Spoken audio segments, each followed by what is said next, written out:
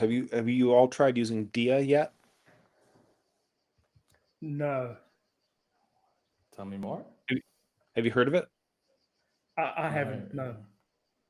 Dia is a browser. So there's a company called the Browser Company that made a browser called Arc Browser that was relatively popular, like, 23, 24. And then they put down Arc Browser. They kind of deprecated it.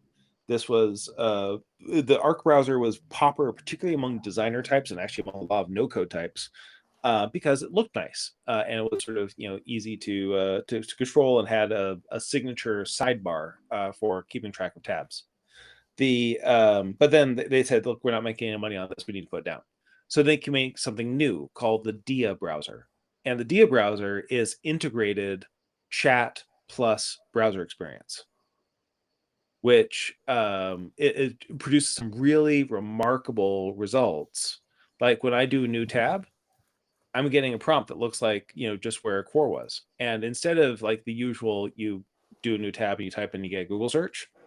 Now it'll give me my choice of a Google search or just start a conversation about this. And it will do research. It can open something up in another tab. And it can use the information from that open tab to feed back into what you know, what you're doing, etc. You can be going to the other tab. You can be asking it, information that like relates to 3 other tabs that you might have open, and the kind of more replicating the way that we actually work with things in a browser experience. And I was thinking about that core relative to what you were just doing, like research. Like I'm finding that this sort of mix, right, of the browser, which is where I would go to go find things, and being able to either ask a question or and like figure out, okay, does search or conversation get me there, and then lightning fast go to where it is I need to go,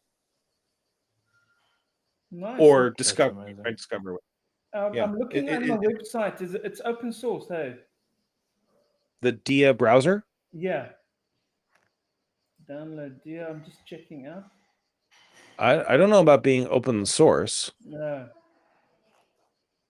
Is It's only available for Mac OS. So I have everything's Linux.